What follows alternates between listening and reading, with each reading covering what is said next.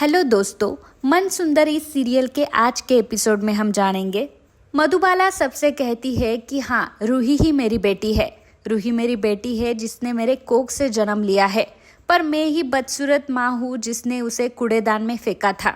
मधुबाला की ये बात सुनकर घर के सभी लोग शॉक हो जाते हैं। दादी अब सभी बात का इल्जाम सिर्फ रूही पर डालती है और रूही से कहती है कि रूही, इन दोनों से मिलकर तूने ही प्लान बनाया था, क्योंकि तुम्हें तुम्हारी माँ और तुम्हारी बहन को इस हवेली में लाना था। उनको ऐशो आराम देने थे, इसलिए तुम यहाँ इसे लेकर आई और अनजान औरत की तुम इतनी सेवा कर रही थी क्योंकि वो तुम्हारी माँ थी। ये बात तुम जानती थी। रूही कहती है कि ऐसा कुछ नहीं है, मैं ये जानती ही नहीं कि ये मेरी माँ है और मैं मानती भी नहीं कि ये मेरी माँ है। मेरी माँ तो सिर्फ और सिर्फ रुचिता माँ है जिसने मुझे जन्म नहीं दिया। ये बात मैं जानती हूँ, पर वो दिल से मुझे बेटी मानती है और मैं दिल से उनको माँ मानती हूँ। रुचिता माँ के अलावा मेरी कोई माँ इस दुनिया में नहीं है, ऐसा रूही कहती है। तब मधुबाला कहती है कि बेटी प्लीज ऐसा मत बोलो, मैं ही तुम्हारी असली माँ हूँ, मैंने ही तुम्हें जन्म दिया था। हम दोनों का खून का रिश्ता है और ये रॉलिन तुम्हारी सगी बहन है। दादी अब सबसे कहती है कि अच्छा हुआ इस मधुबाला ने मान लिया कि ये रूही उसकी ही बेटी है, नहीं तो इसका इंतजाम भी मैंने किया था। रूही और मधुबाला के बाल लेकर मैंने उनकी डीएनए टेस्ट करवाई थी, जिसका रिपोर्ट अभी अभी आया है और वो रिपोर्ट भी पॉजिटिव है। इसका मतलब रूही सिर्फ और सिर्फ मधुबाला की ही बेटी है। ये बात अब सबके सामने आती है। ये बात सुनकर खुद रूही चौंक जाती है, क्योंकि रुचिता माँ के अलावा वो किसी को अपनी माँ मानती ही नहीं। घर वाले भी सभी चौंक जाते हैं।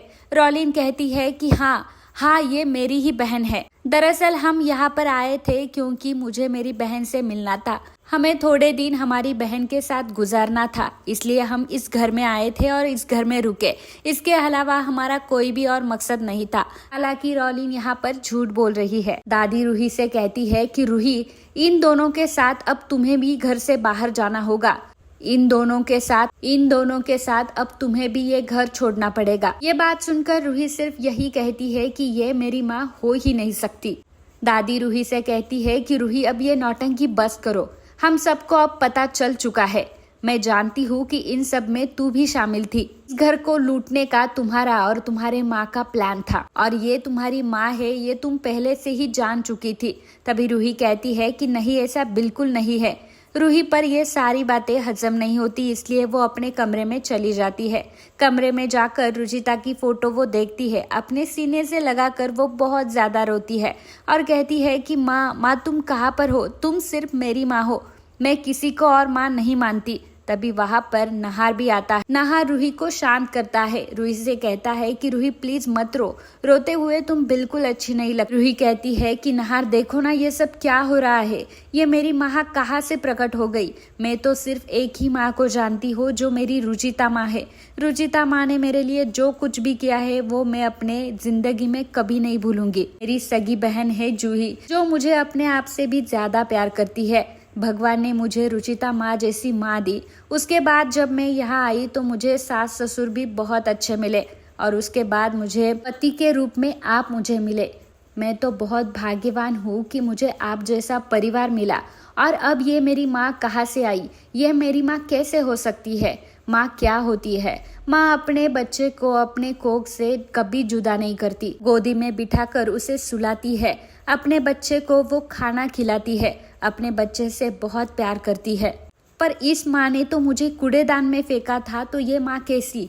ये कभी माँ हो ही नहीं सकती। मैं इसे कभी अपनी माँ नहीं मानूंगी। नहार कहता है कि रूही, अब तूने क्या निर्णय लिया है? तब रूही कहती है कि नहीं नहार जी, मैंने सिर्फ और सिर्फ रुचिता माँ को ही अपनी माँ माना है। इसके अलावा मैं किसी और को मैं अपनी माँ मान ही नहीं सकती और मैं सिर्फ और सिर्फ रुचिता माँ पर ही प्यार करती हूँ।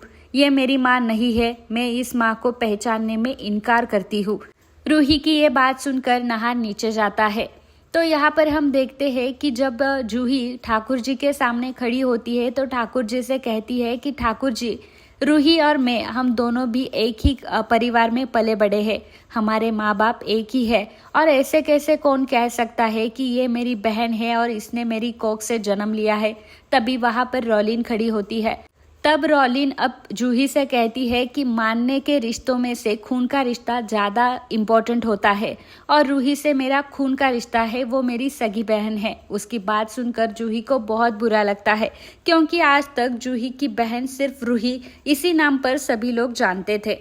नहार अब नीचे आता है। जब नहार नीचे आता है सभी लोग खड़े होते, तब दादी मधुबाला और रॉलिन से कहती है कि तुम दोनों अभी के अभी हमारा घर छोड़ के चले जाओ, उसके बाद तुम्हें ज्वाइन करने के लिए रूही भी जल्द से जल्द तुम्हारे पास आएगी। तब रॉलिन कहती है कि प्लीज हमें हमारी बहन के साथ कुछ दिन रुकना है, प्लीज हमें यहाँ रुकने दीजिए। पर दादी कहती है कि तुम्हारी नौटंकी बस हुई, अब मैं किसी की एक भी नहीं सुनूंगी। तभी नहार कहता है कि दादी रुक जाओ, कोई भी यहाँ से कहीं नहीं जाएगा, ये दोनों भी यहाँ पर ही रहेंगे और रूही भी यहाँ पर ही रहेगी। दादी कहती है कि नहार बेटा तुम इनको नहीं जानते, ये बहुत ही डेंजरस है।